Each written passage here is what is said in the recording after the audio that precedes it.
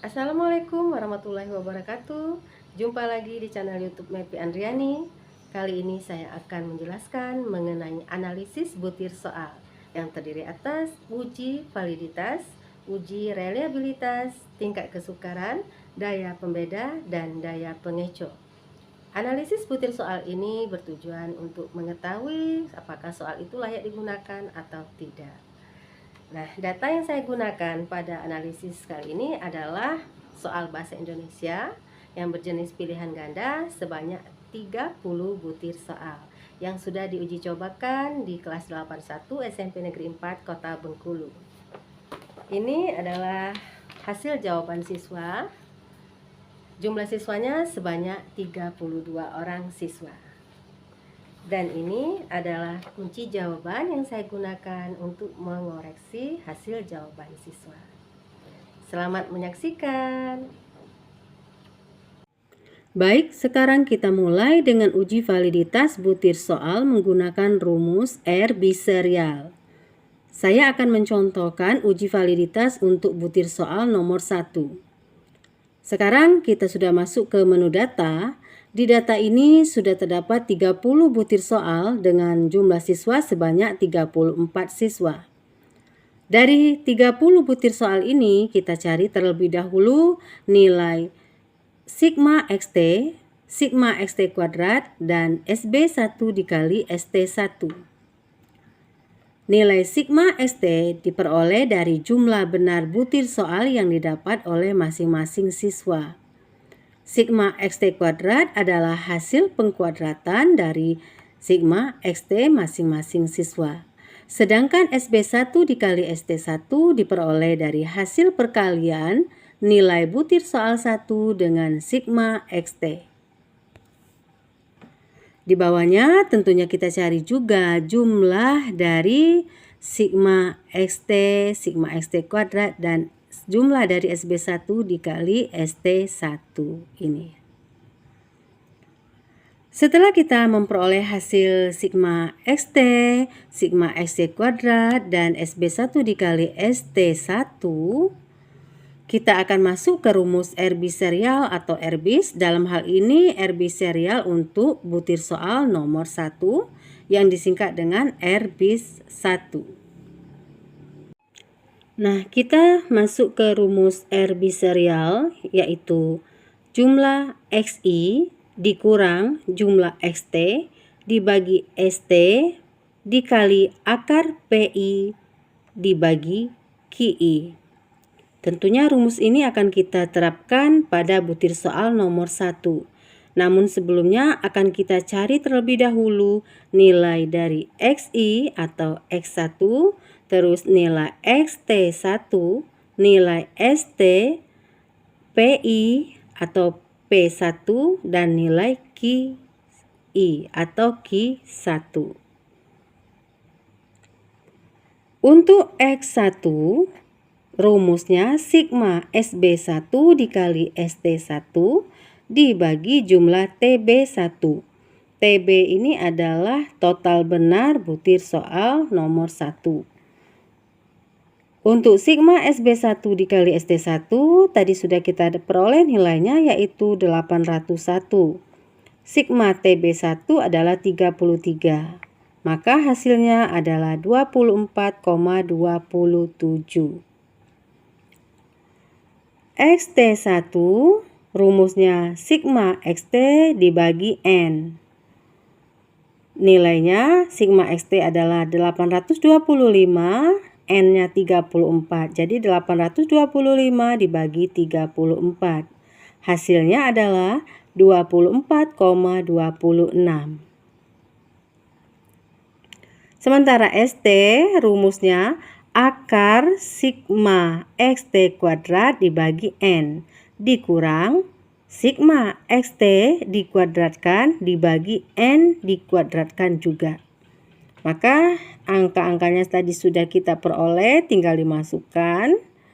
Sigma xt kuadrat yaitu 20313,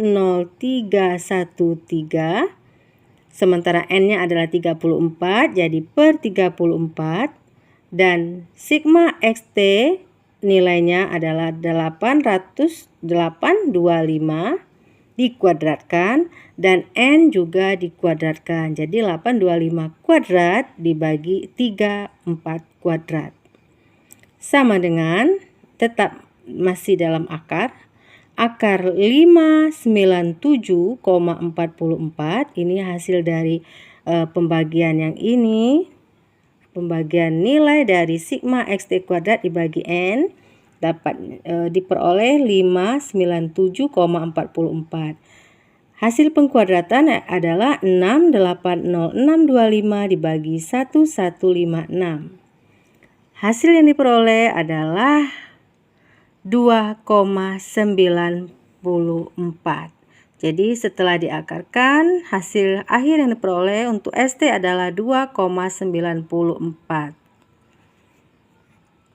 Untuk P1 adalah TB1 dibagi dengan N, yaitu 33 dibagi 34. Hasilnya 0,97. Sementara Q1, rumusnya 1 dikurang dengan P1, yaitu 1 dikurang 0,97. Maka hasil Q1 adalah 0,03.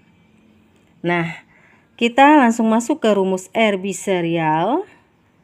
Kita tinggal masukkan angka-angkanya yang setelah didapat tadi. 24,27 dikurang 24,26 dibagi 2,94 dikali akar 0,97 dibagi 0,03. Hasilnya seperti ini. 0,01 dibagi 2,94 dikali akar 32,33. Akar 32,33 itu adalah 5,68. Maka tinggal dikalikan dengan hasil pembagian ini. 0,003 dikali 5,68. Maka hasil akhirnya didapat adalah 0,017. Berdasarkan kriteria validitas, maka disimpulkan kalau 0,017 ini tidak valid. Pertanyaannya, mengapa hasil uji validitas untuk butir soal nomor 1 dikatakan tidak valid? Karena RB serial yang didapat lebih kecil dibanding dengan R tabel. Untuk jumlah siswa 34 siswa, maka R tabelnya adalah 0,3388. Sementara RB serial yang didapat tadi adalah 0,017. Maka dikatakan tidak valid. Selanjutnya kita akan menghitung uji reliabilitas. Uji reliabilitas ini berdasarkan dengan jumlah soal yang valid. Karena kita sudah menghitung 20 butir soal yang kita ambil, yang valid dari 20 butir soal itu sebanyak 9 butir soal, yaitu butir soal nomor 5, nomor 7, 8, 9, 12, 14, 15, 18, dan 20. Baik, kita masuk ke rumus uji reliabilitas. Nah, ini uji reliabilitas. Diketahui K atau jumlah butir soal yang valid tadi sebanyak 9. Sigma PI dikali QI setelah dihitung adalah 1,5481. Sigma X adalah 226. Sigma X kuadrat adalah 1646 dengan N 34. Yang ditanya adalah uji reliabilitas atau RII. Nah, dengan rumus K dikurang R20. Maka RII diperoleh rumus seperti ini. K per K-1 dikali 1 dikurang sigma PI dikali QI dibagi ST kuadrat. Terlebih dahulu kita cari nilai ST kuadrat karena nilai PI atau KI-nya sudah ditemukan. Jadi kita cari langsung nilai ST kuadrat. ST kuadrat ini sama dengan sigma X kuadrat dibagi N dikurang sigma X dikuadratkan dan dibagi N dikuadratkan juga. Maka hasilnya adalah 4,23. Langsung kita masukkan ke rumusnya. K tadi 9 dibagi 9 dikurang 1. Maka 9/8 dikali 1 dikurang 1,5481 dibagi 4,23. Jadi hasilnya 9/8 dikali 1 dikurang 0,3659. Hasil akhirnya adalah 0,7133. Maka reliabilitas untuk soal yang valid ini tergolong tinggi. Mengapa reliabilitasnya tergolong tinggi? Karena dilihat dari tabel rentang koefisien, angka 0,7133 itu berada pada rentang yang kedua, yaitu 0,70 sampai 0,79. Kategorinya adalah tinggi. Selanjutnya kita akan masuk ke rumus tingkat kesukaran. Nah, rumus tingkat kesukaran ini untuk butir soal 1 berarti TK1. Tingkat kesukarannya FA ditambah FB dibagi N. FA itu adalah jumlah jawaban benar kelompok atas dan FB itu jumlah jawaban benar kelompok bawah. Sementara N adalah jumlah siswa dalam kedua kelompok. Untuk mencari tingkat kesukaran, maka 34 siswa itu kita bagi menjadi kelas atas dengan kelas bawah. Kita menggunakan perhitungan seperti di bawah ini.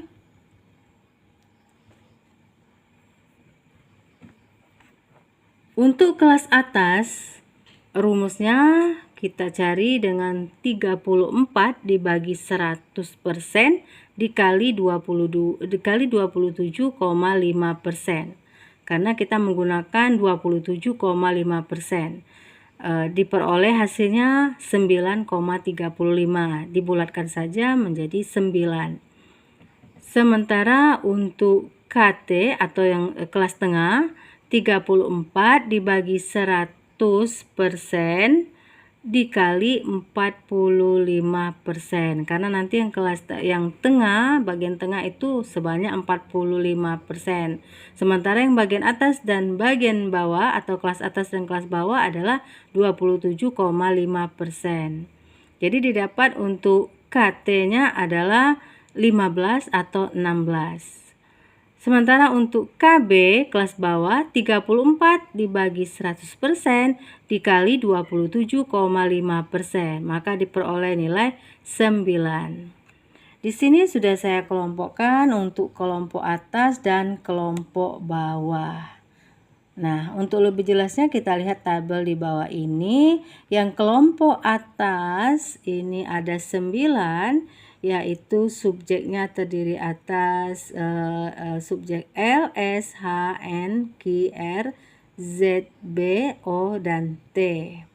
Nah, sementara yang kelompok bawah juga 9, subjeknya adalah E, D, Z, G, K, M, W, X, Z, C, dan V. Kita sudah mencari semua total skor baik kelompok atas maupun kelompok bawah. Dan setelah kita membagi antara kelompok atas dengan kelompok bawah, maka kita buat lagi tabel seperti ini untuk memudahkan. Jadi kita buat tabelnya 2, yaitu tabel perhitungan, isinya 2 maksud saya, tabel perhitungan tingkat kesukaran dan daya pembeda. Nah, seperti ini. Untuk butir soal 1 sampai 30 bisa kita lihat tingkat kesukaran dan daya pembedanya. Di sini kita masukkan untuk N karena kelas atas dan kelas bawah itu sama-sama 9. Jadi 9 ditambah 9 adalah 18. Sementara N yang dilambangkan dengan N kecil ini salah satu jumlah kelas, baik kelas atas atau kelas bawah. Jadi N kecilnya adalah 9. FA ini adalah jumlah benar yang kelompok atas, dan ini jumlah siswa kelompok atas, dan yang FB juga jumlah siswa kelompok bawah. Sebentar kita lihat lagi. Ya, jumlah jawaban benar, FA ini adalah jumlah jawaban benar untuk kelompok atas, dan FB jumlah jawaban salah untuk kelompok bawah. Ini per butir soal. Per butir soal nanti akan kita lihat jumlah jawaban benar dan jumlah jawaban benar untuk kelompok atas dan untuk kelompok bawah. Nah, setelah itu kita cari tingkat kesukarannya. Tingkat kesukarannya diperoleh seperti ini. Kita dapatkan hasil 1,00 ini dari jumlah atau Q di rumus Q ini. Q 54 berarti dari N-nya 18 dibagi dengan AR 9. Ini untuk tingkat kesukaran. Jadi hasilnya 1,00 dan juga ini dikali AR terus dibagi ini jumlah N dikali AR dan dibagi AQ lagi. Ini jumlah untuk tingkat kesukarannya. Nah, jika tingkat kesukaran 1,00 ini maka kategorinya mudah. Maka soal butir soal nomor 1 ini dikatakan mudah. Keterangannya tidak layak. Sementara untuk daya pembedanya ini rumusnya didapat nilainya 0,00, maka kategorinya kurang. Keterangannya tidak layak. Nah, ini sudah saya peroleh untuk kesimpulan atau hasil dari tingkat kesukaran dan daya pembeda. Ada yang layak, ada yang tidak layak, ada yang kategori tingkat kesukarannya mudah, sedang, mudah, sedang. Kita perhatikan lagi di sini untuk tingkat kesukaran dengan indeks 0,00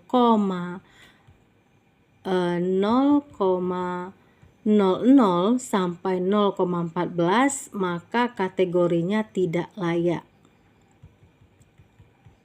Indeks 0,15 sampai 0,85 kategorinya sedang atau layak. Sementara indeks 0,86 sampai 1,00 kategorinya mudah atau tidak layak. Nah, untuk daya pembeda, indeks daya pembeda 0,00 sampai 0,24 kategori soalnya kurang, yaitu bisa dikatakan tidak layak. Sementara 0,25 sampai 0,35 kategori sedang bisa dikatakan layak, dan indeks 0,36 sampai 0,70 juga soalnya dikategorikan baik, berarti juga layak. indeks 0,71 sampai 1,00, kategori soalnya baik sekali, maka dikatakan juga layak. Nah, ini hasil perhitungan tingkat kesukaran dan daya pembeda.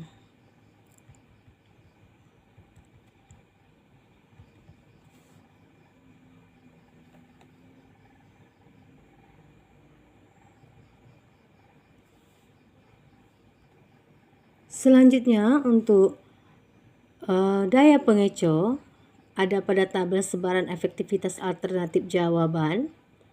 Nomor butir soal 1 saya contohkan pilihan jawabannya A, B, C, D. Kunci jawabannya adalah B.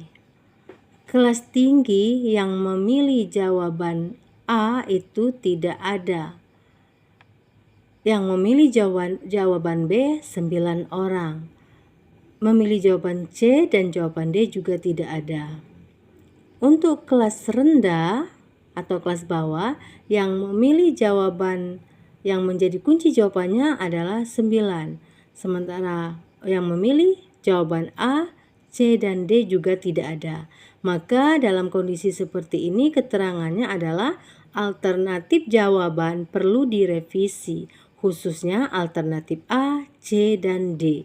Karena baik KA ataupun KB, kelas atas maupun kelas bawah, tidak ada yang memilih alternatif pengecoh.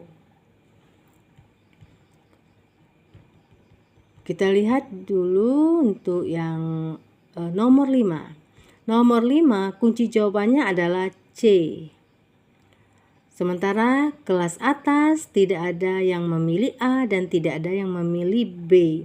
Dan juga tidak ada yang memilih D. Dan kelas bawah yang memilih A 1 orang, memilih B 5 orang, dan memilih jawaban yang benar adalah 3 orang. Sementara yang memilih jawaban D untuk kelas bawah tidak ada. Maka untuk kondisi yang seperti ini, alternatif jawaban perlu direvisi, khususnya alternatif yang D. Berikutnya dengan versi seperti ini, kunci jawabannya, ini nomor 6 ya, kunci jawabannya B. Untuk kelas atas tidak ada yang memilih A, yang memilih B 8, memilih C 1, dan memilih D tidak ada. Untuk kelas bawah yang memilih A1, yang memilih B3, yang memilih C2 dan memilih D3. Jadi keseluruhan alternatif jawaban ada yang memilih untuk di kelas bawah. Maka kondisi seperti ini dikatakan alternatif jawaban baik, tidak perlu direvisi. Begitu selanjutnya sampai butir soal 30.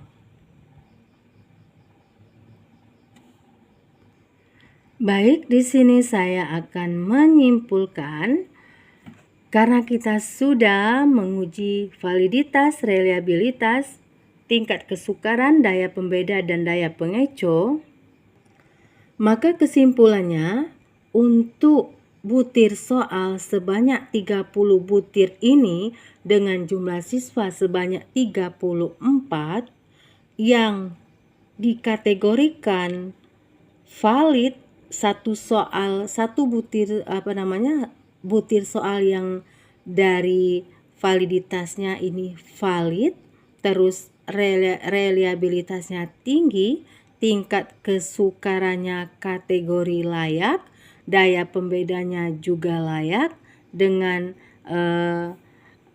pengecohnya juga tidak perlu direvisi, yaitu soal dengan nomor butir 7.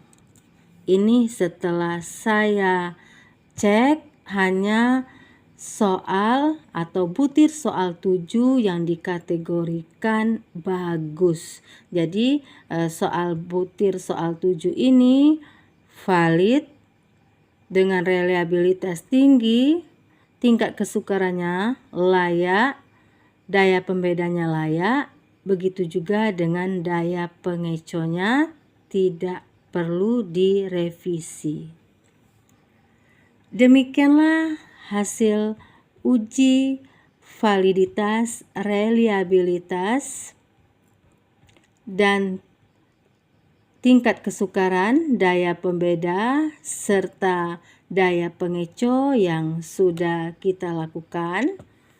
Semoga bermanfaat khususnya untuk para guru dalam menganalisis butir soal. Terima kasih atas perhatiannya. Wassalamualaikum warahmatullahi wabarakatuh.